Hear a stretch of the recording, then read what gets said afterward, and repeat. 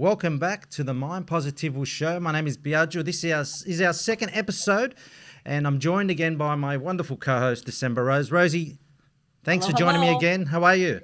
Pleasure. Good in yourself. Yes, not too bad, not too bad. Rosie, we've got a fantastic guest today.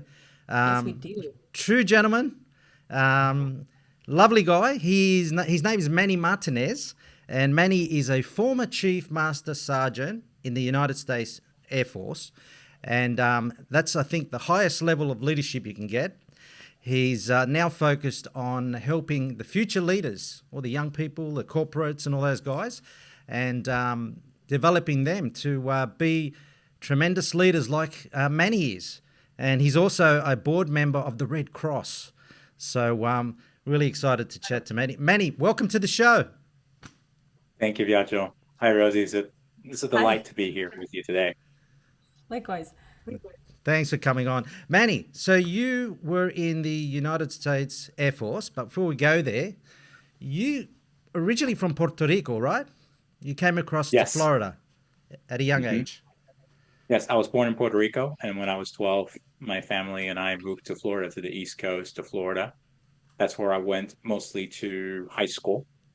And a week after my 18th birthday, I entered the Air Force, thinking I was going to do 4 years and make some money for college and go back home and get an education. And suddenly I got the itch and I stuck around. I'll do 4 more years. I'll do another Oh, four. And that turned out to be 30 years. I was very honored and I had a charmed career. It was wonderful. But yes, interestingly, that's how it all started. Wow. And moving from Puerto Rico to Florida, like all migrant stories, that would have been challenging entering a new country and not knowing the language. Yes. I knew very little English. Hi, my name is, how are you? Where's the bathroom? Can I have a glass of water? Thank you. Please. okay.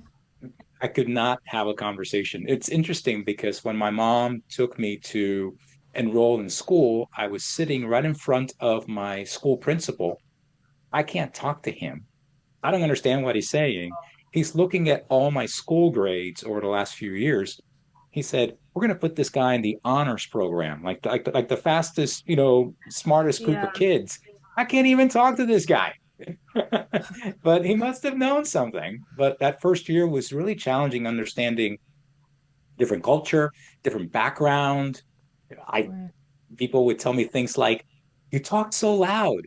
Well, I thought I was just talking normally because in Puerto Rico we speak so with so much emotion and passion and we Right. use our hands and we get to Florida and things are a little bit more monotone and subdued. So that So took a you, little bit of getting used to. Sure. so Well, you would have fitted in well in Napoli there, Manny, when you spent some time there. I did. I thought that I blended in well with everybody. And I had hair, so I even looked even much more Italian when I oh, lived there.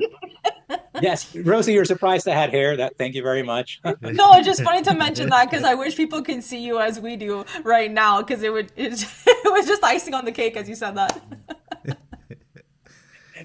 I loved it because in Naples, I really blended in with everybody around me. They didn't realize right off the bat this person looks foreigner. Yes, Right. if I went into an area of the city that I was unfamiliar with, I had a really cool trick. This is 2001 to 2004, 5, 6. I was there for about 5 years. I would wear my Barcelona football jersey whenever I would Amazing. go to a place in Naples I wasn't too sure about because I knew I was going to go get respect. Oh, Barcelona. Oh, man. Yeah. Oh, get la maglia. Like, okay. And so we start talking, right? And then eventually Oh, they catch on. Wait a second. You're not Italian? Where are you from? I'm American. Well, you speak so well. And so it helped break the ice and blend yeah. in with the rest of the group. Sure. So What I always what wore brought that you to that shirt. Napoli? The That's awesome. military. The military, Oh, yeah, gave nice. me an opportunity to work there. Okay. It was wonderful. I spent 5 years there. It was amazing. I met my wife while I was there. My son was born at the U.S. Naval Hospital in Naples. He has an Italian first name to go with his Spanish last name, which took a lot of work. Alessandro Martinez. Sounds like a Spanish novela. Alessandro Martinez por Telemundo, right? Right. But we found a good match for him. Oh, that's great. Fantastic. And with you being in Napoli, were you looking after a large group of military people, or what sort of work were you doing there? Yes, my role in Naples was working in the Air Force element for the NATO base. So you have the NATO base, we had all the different branches of the US and representation from many other NATO countries. And my role was to make sure that my organization, my department was the basically the connecting arm between the Air Force people wearing NATO hats and then the greater Air Force that would support us. That was the in between. So we did all kinds of human resource type functions to the needs and care of the people who were there and their families. So even though we had a small department with about 10 of us there, we oversaw the needs and concerns of about 300 Air Force people.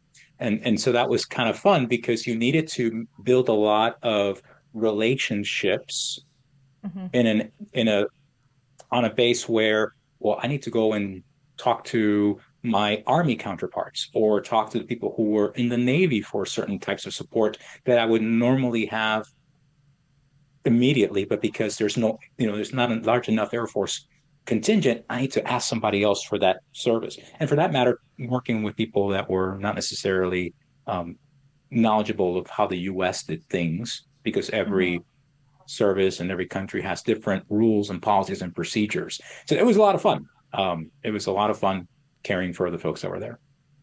So in 2018, you decided that's it. You left the Air Force and jumped into the corporate world, where you're trying to develop the future leaders. I mean, young, current. You do a lot of work with corporations as well. Do you do a lot of much work with the youth side of things? Influences on young entrepreneurs and things like, or that's mainly the corporates you work on. Most of the people that I work with are in private businesses across many different industries.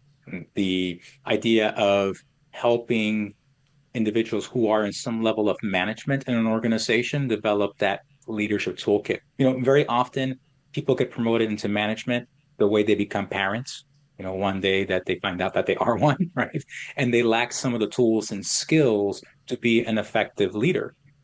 We spend a lot of time providing the right tools and training for our people to do their jobs effectively. But then when they get promoted into management, the tools and the training they need to lead their people very often doesn't happen.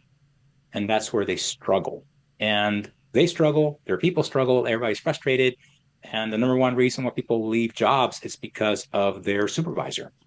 Supervisors who lack some of those people skills. And what I do is that I help bring these managers at different levels. Maybe they're first-time supervisors. Maybe there's more senior and seasoned and management expertise, but to help them develop that people toolkit.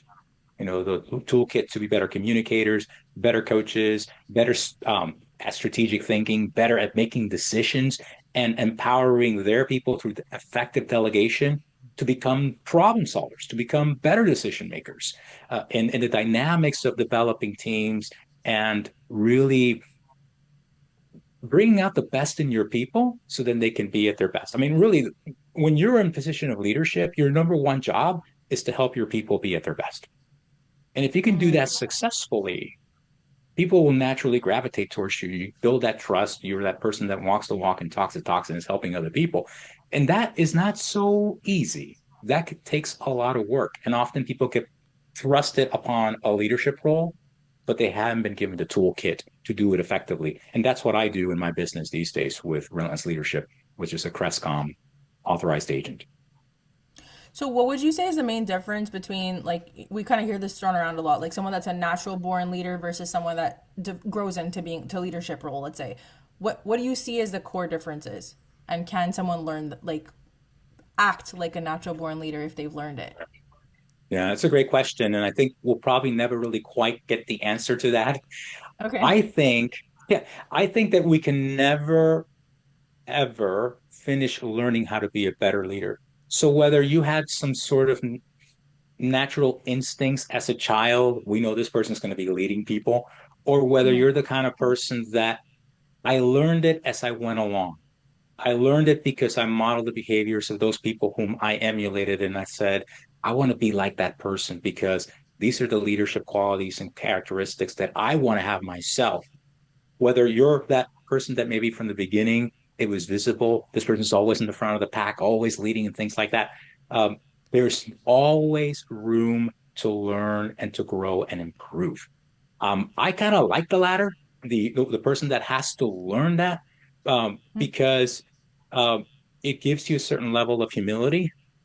And in Mm-hmm. leadership, if you're not humbled every once in a while because maybe you made a decision that was not the best decision, or you didn't necessarily consider all the second and third order effects of it, then what you should be doing is doing some self reflection. What did I do well? What didn't I do well? What can I do differently?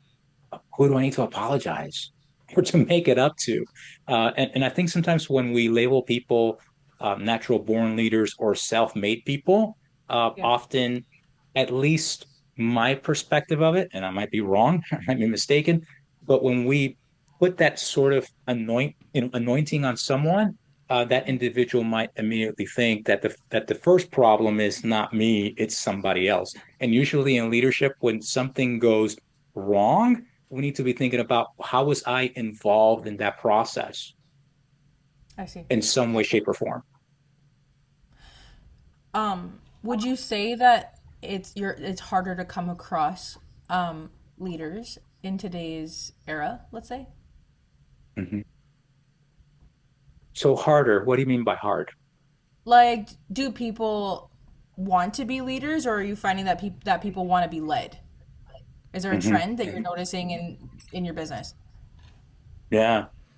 Boy, you're asking some really good questions. You're making me think today. This is good.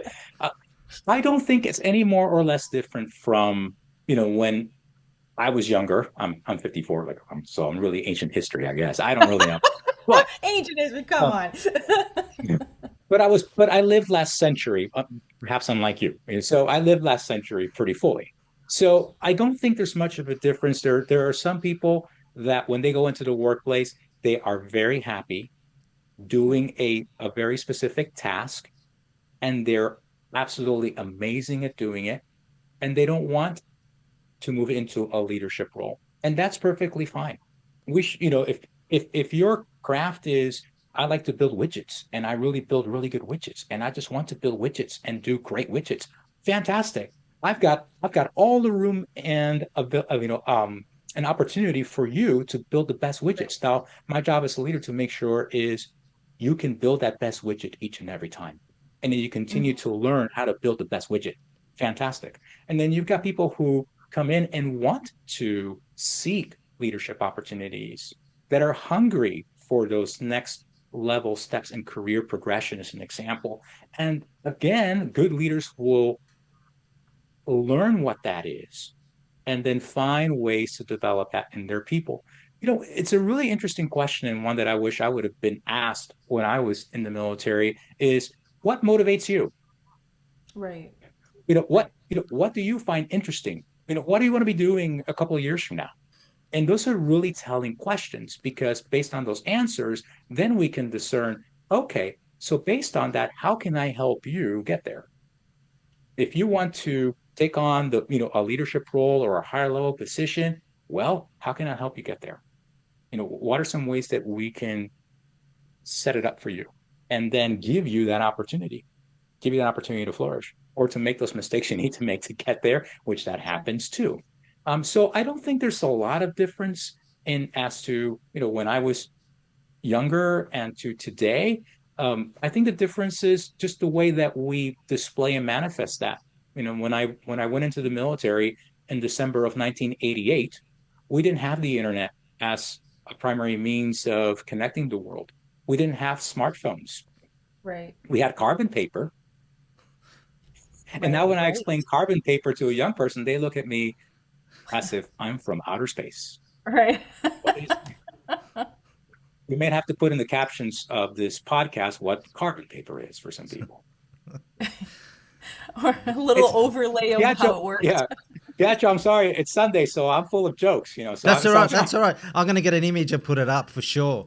I don't remember carbon paper. It doesn't matter. But question back to the last century. You were saying there's no internet or social media. Now we're in this century.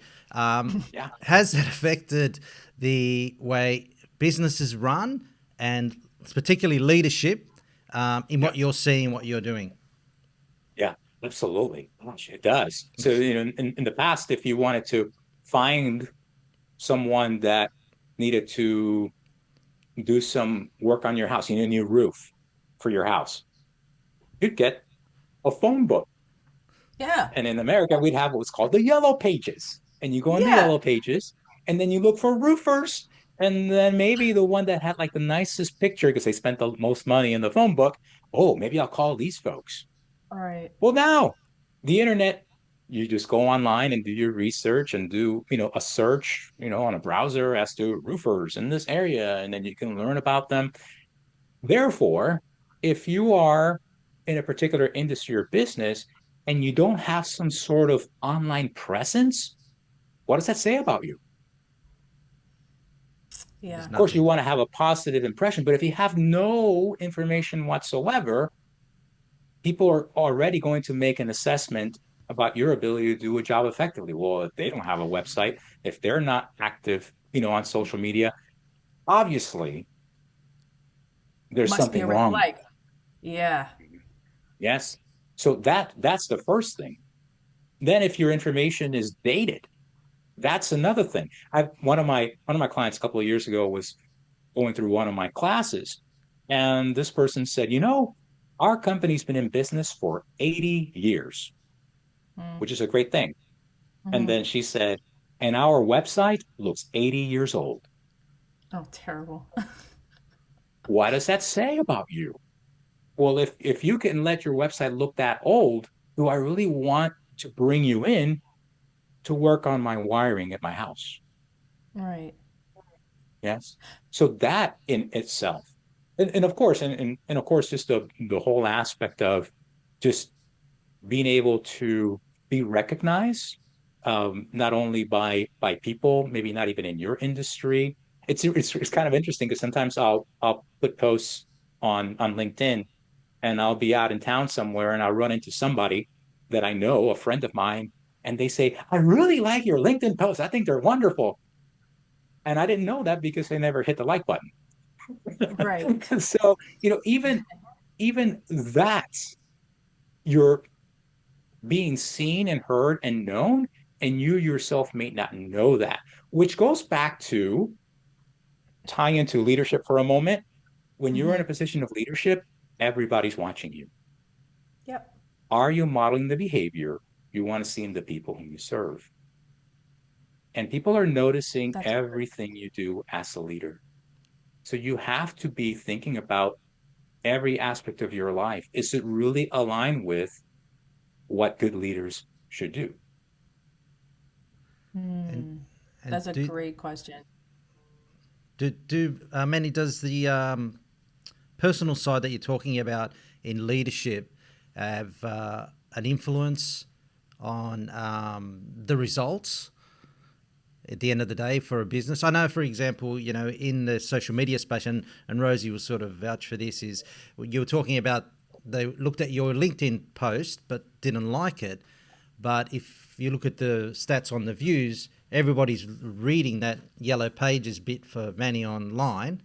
Um, do you think that the way you come across as a leader or even an individual, whatever you're doing, artist, has a major impact on the perception when you're online and trying to promote yourself? Yes, it does. It really does. And I think it's like, for example, your children don't really listen to what you say, but they notice everything you do. And that goes back to your character, your values, how you carry on, your daily life. And the same thing with, when you're on putting a post on social media or your website, it should really be aligned with who you are as a person. It shouldn't be two different aspects. It's like, yeah, here, look at my website and notice all my accolades and all these accomplishments and all this wonderful flowery stuff that I put on there. And then you meet me on the street and you walk away going like, that guy's a jerk. Right? That should not be what comes out. Or, Mhm. whoa, what I see online is something completely different from the person that I see in front of me. This should not be a disconnect. It should Right. be well aligned. Now, does that mean that you should have every personal aspect of what happens in your daily life on the web? I'm not suggesting that. I'm not saying that's the case. But what I am saying is that how you present yourself, whether it's online, virtually, or in person, should all align. So if I have a conversation with you guys today Mhm. like this, and then you look at my website and then you look at my LinkedIn post, you're like, yeah, that's Manny. Like you can assess that all those elements you see there are really Manny Martinez. You don't go, Right. well, that's off, Right. or that doesn't really, so it should all be aligned in some way. It should all be coherent. Mm-hmm. Yeah. So with that, Manny, we're talking about the posts and stuff. When that is for an individual, I'm assuming that the Manny Martinez brand, when the brand is not a person, right? Um, and you have your followers and clients, whatever they are, saying, okay, is this what all everything you're posting, is that about you as the individual when it's really about the brand? So when separating the two in business with your clients, do you have that issue that pops up at all? Yeah, if I'm understanding it correctly, at least the way I've heard it manifest, and if I'm missing it, please correct me. It's well, my personal life and my business life are two different things.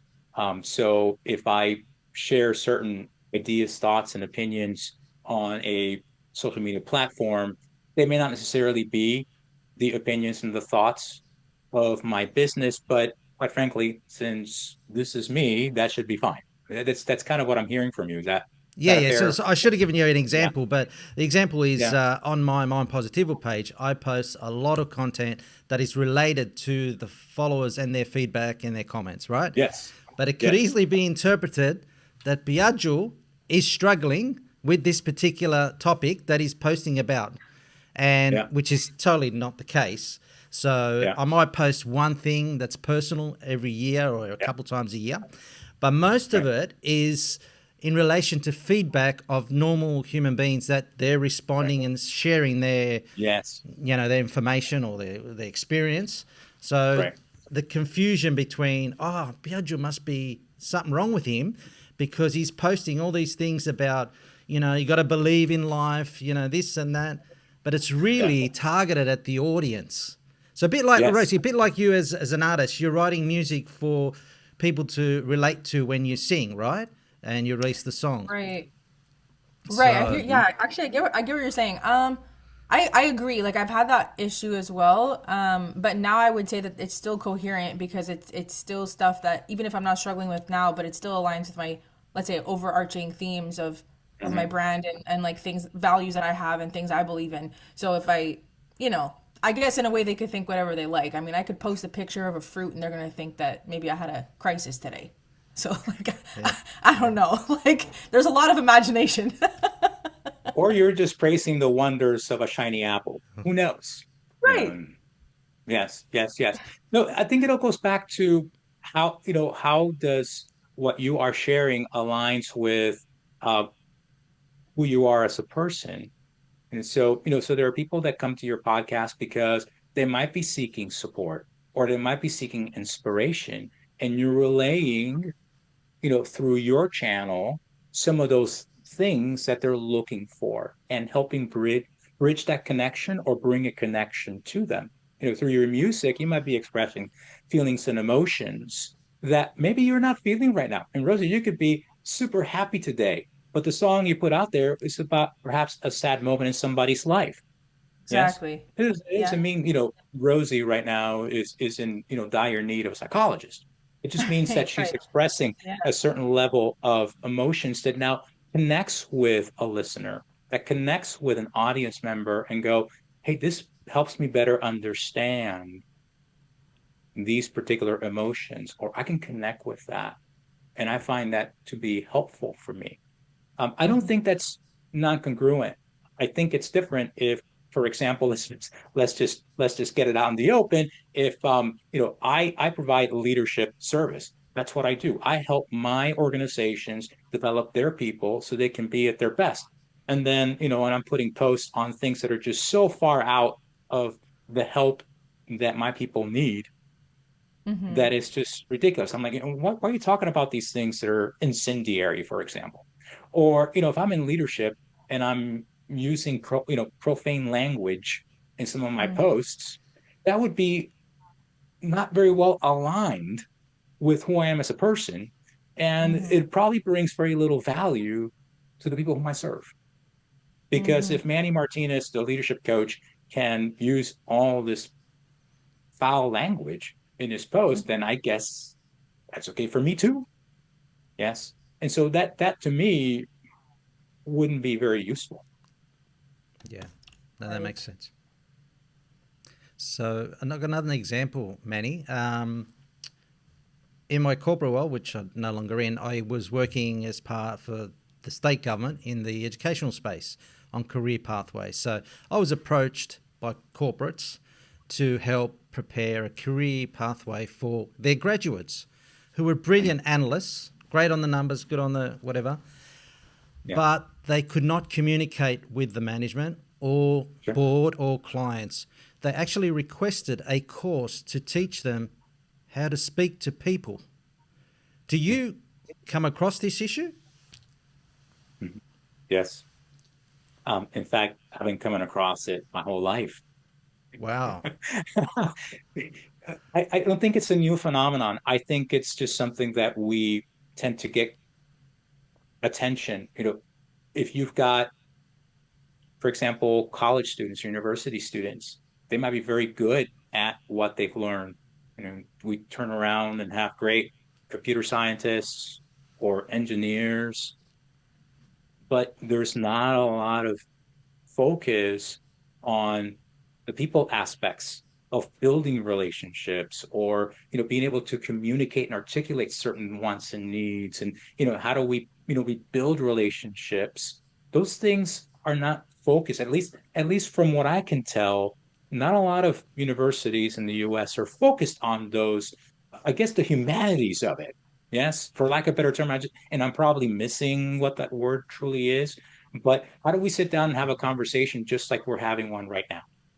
And how do Hmm. we express our thoughts and ideas in a way where, oh, I get it. I understand what you're saying. And let me ask you another question. And then that leads me to go ahead and work through an issue, perhaps. That's not something that is not necessarily focused on. And then and I said my whole life, because when I first entered the Air Force, I was that dumb, stupid kid. I have, well, these kids these days, they're coming in. They don't know how to do this work, and they don't know how to say these things, and they don't know what they want to do, and they're all these different things. Well, who teaches you before you enter the military to be a military person? Nobody. Nobody. Nobody does, right? So the answer is absolutely. They lack those things because they haven't developed those skills.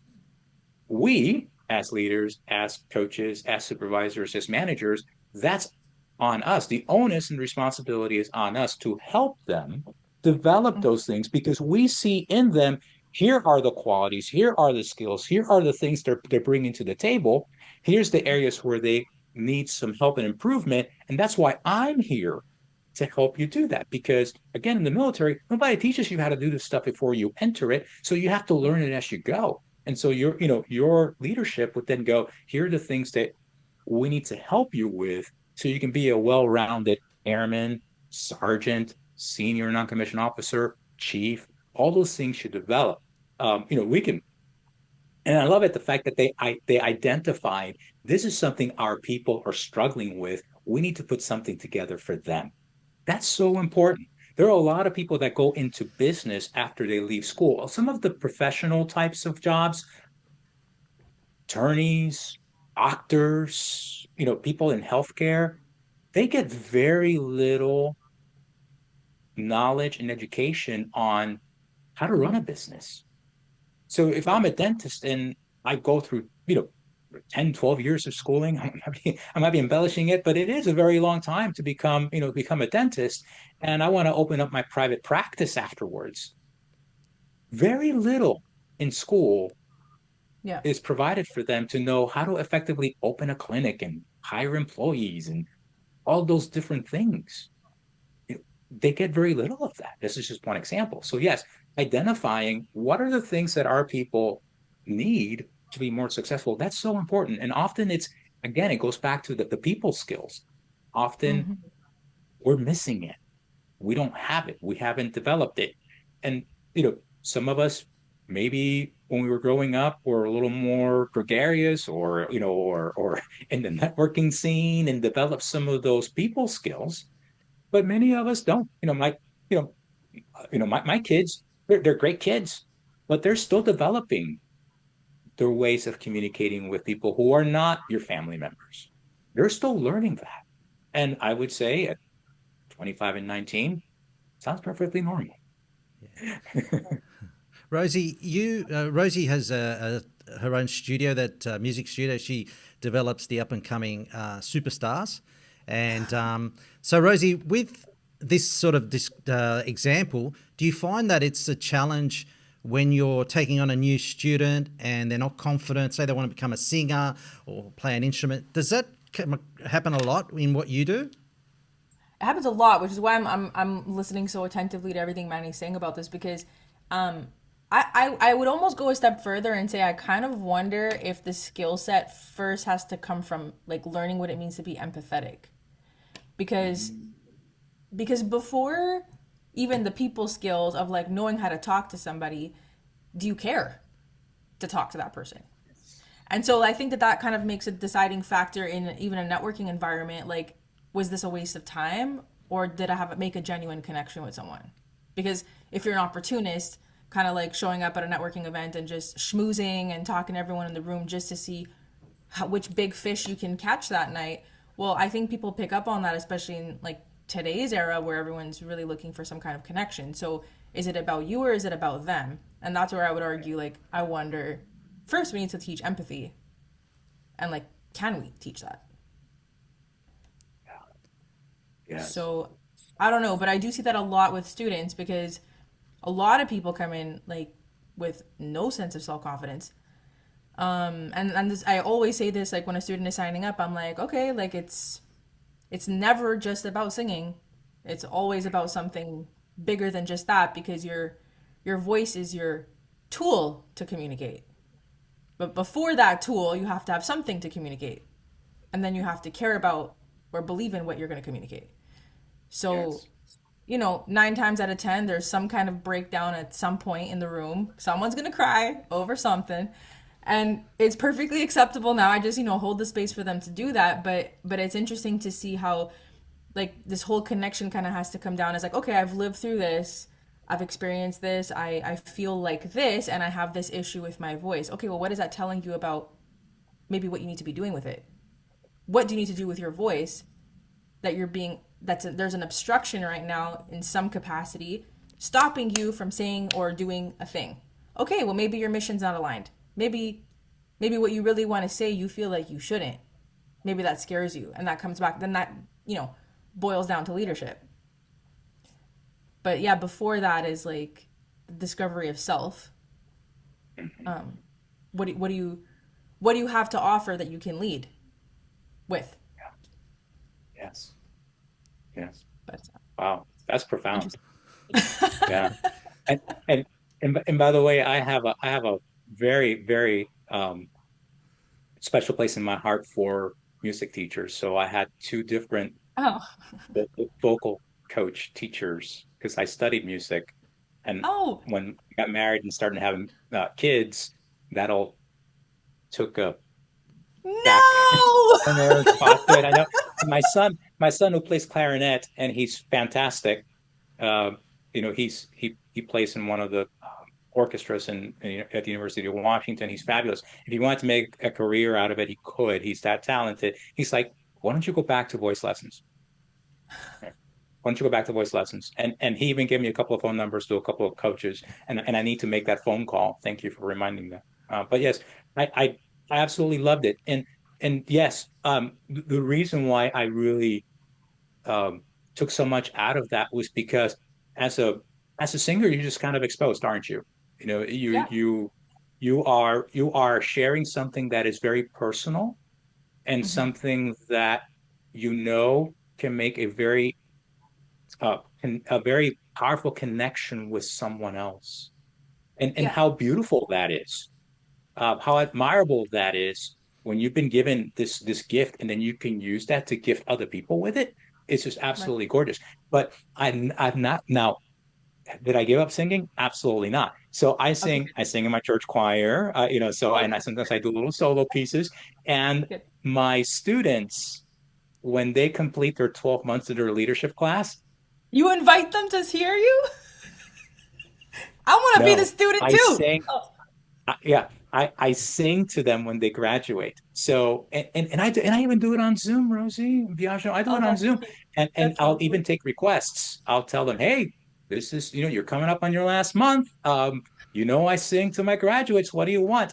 And I've run the gamut from singing Wow. Elvis to singing Metallica to what I still consider to be the number one farewell song. I did Whitney Houston, the Bodyguard medley. Are And you it, gonna sing this for us on this podcast today? well, it You're sounds teasing like you us might with be all asking this. me to. But What? that's, it's and you'd be surprised. Like people live for this. I didn't know. I did it one time because somebody asked me, "Hey, you're a pretty good singer. You're going to sing to us some more." And I thought, well, how do I do that? And when those people that suggested that were graduating, I did that, and then the expectation became Manny sings to his graduates. That's really And cute. so I had to keep that. And I've been doing that now for over 4 years. I've been doing this, this the Wow. graduate song thing, and people love it. They look forward to it.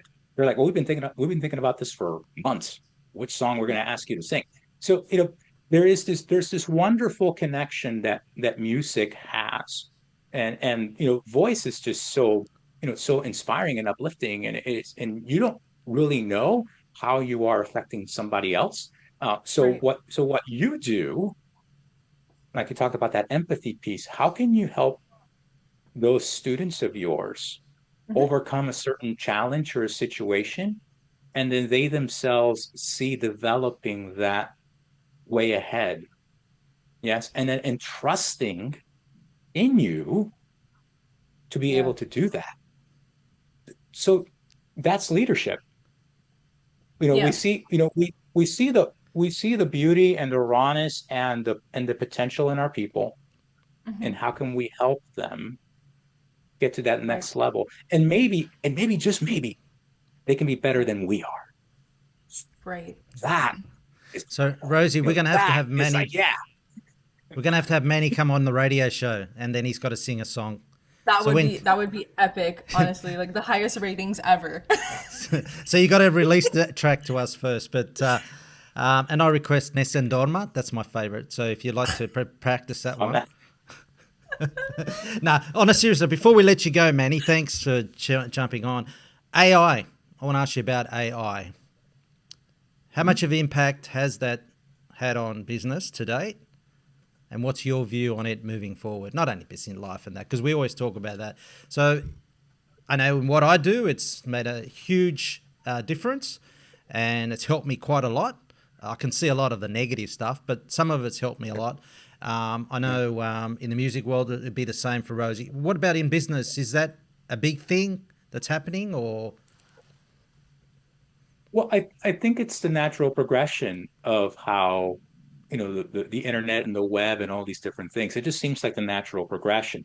Things evolved, and this is the next step of it. Now, we've been already been involved in AI type things for a few years. I think now it's just really expanding even much more so. And it's certainly affecting our ability to, from, at least this is from my perspective, my ability to find prospects that I can reach out to as potential clients.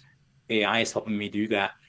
Research content for maybe I'm doing a class on decision making and and I want to maybe come up with some different examples or ideas. Well, certainly, AI is helpful with that uh, because it's not only does it provide me a lot more information that's fairly useful, it's doing that at a lot faster rate Mhm. than, think about last century. We'd go to the library and you find a book and you have to read it and you pick things out and think that's a lot of work to get some sort of idea. Now in a matter of seconds you've got all this information here. Mhm. And I think it's a great tool, like a lot of the tools that we use. Is there a shadow side to AI? Yeah, just like everything else has a shadow side. Just like social media can be a very powerful tool for good, but it has its shadow side. Just like anything else that we experience, there's certainly the positives and there's certainly the things that we need to be aware of because they could become things that really could be harmful. Yeah, I mean, literally, it could be very harmful. I'm like most folks, optimistic that this will be just another way that we can use it as a force for good, knowing that yes, anything could be manipulated and used for nefarious reasons by nefarious agents and nefarious people, and they're always going to be around too. That we have to realize that. But all in all, I think it has the potential to do a lot of wonderful things for us, and that we can use it and harness it for good. Yeah, that's a good point. Rosie, is there anything else that you want to ask Manny? Because he's got to go and practice Nessun Dorma for when he comes on the radio. Yeah.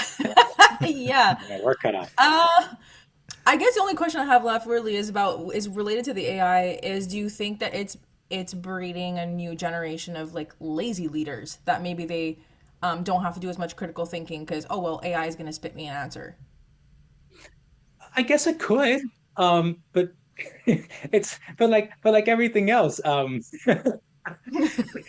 we always had lazy people and we've had lazy leaders and we will have them into the future.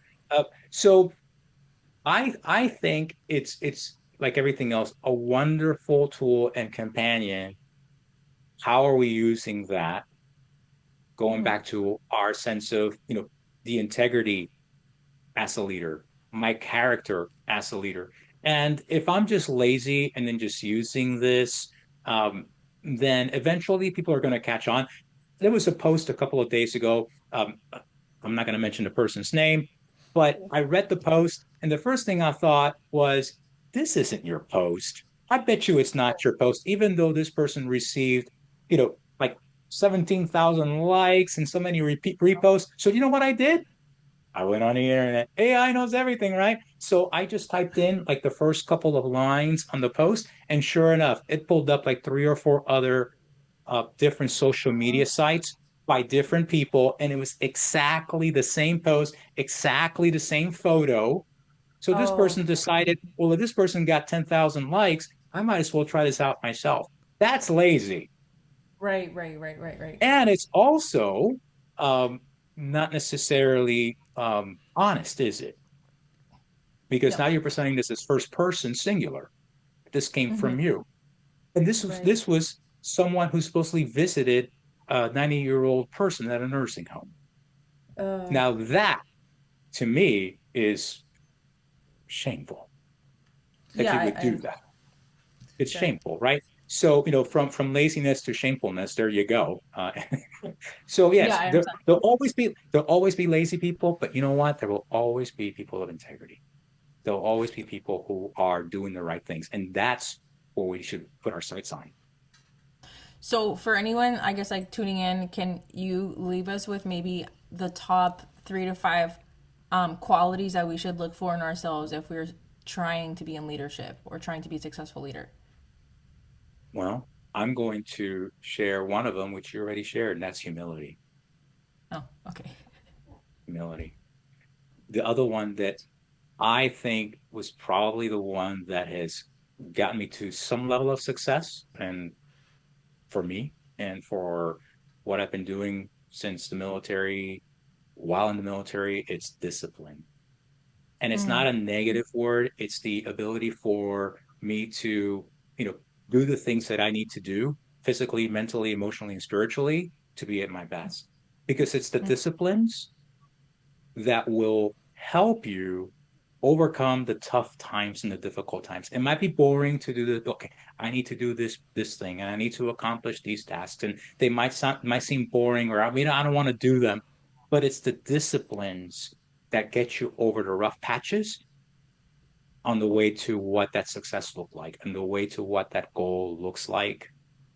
So humility, discipline. Uh, the other one is building healthy routines. Very mm, often we forget about ourselves and we want to do great things for our clients, our customers, our employees, but we're not caring for ourselves. We're not getting enough sleep. We're not feeding ourselves the good foods that we need. We're ingesting information that's poison to our brain. We got to be able to really build those healthy routines that are going to help us be at our best. Um, yeah, I mentioned integrity earlier. The first core value in the Air Force is integrity first. Are you doing the right thing even when nobody is looking? But that also means having the integrity to go, you know what? I made a mistake here. mm, I, here's where I messed this up. mm, I apologize. I misread, mm, or I misread you, you know, and I want to make this up. That's a big part of integrity, not just when I do things right, but then when I have to make things right. How do I do that? Which goes back to the humility piece, right? Um, and then the other, at least for me, um, the quality of leadership that I always have appreciated the most is a sense of mission. You know, mm, the idea that we are serving something greater than ourselves. mm. Because I can go me, me, look at me. True. Well, that's just a really small, boring place to be. But we live our lives with a sense of mission, of a higher purpose greater than ourselves. And when we are living that out and helping others around us and the people whom we serve, it's always going to come back to you. When my people succeed, then I Yeah. become successful. Yes. So as a leader, what can I do every single day to help someone else, to take Hmm. care of the needs of someone else? And that sense of mission is what gets forgotten when people start making it about themselves. Right. When the mission becomes me, we got problems. I love that you And said that. That's so relevant for any aspect of life right now with social media. So preach. Thank you. so, Manny, you definitely are doing that. Integrity, empathy, and humanity is exactly what describes Manny Martinez. And you're doing a fantastic job, always have. And thank you for being so generous with your time, particularly on a Sunday, dedicating it to our show here. We really appreciate it. And It's always a pleasure being with you. a pleasure was all ours. And I can't wait for you to come on the radio show and sing that Nessun Dorma song for us. Um, if we can get the exclusive release, it'd be great. But no, seriously, thanks again, Manny. Really appreciate you coming on, and hopefully we can chat to you again soon. And Rosie, as always, I appreciate your support, and Thanks for we'll having me be. on. It's always a pleasure. Thank you, and that is it. We'll be back for another episode. Thank you for listening to the Mind Positivo Show.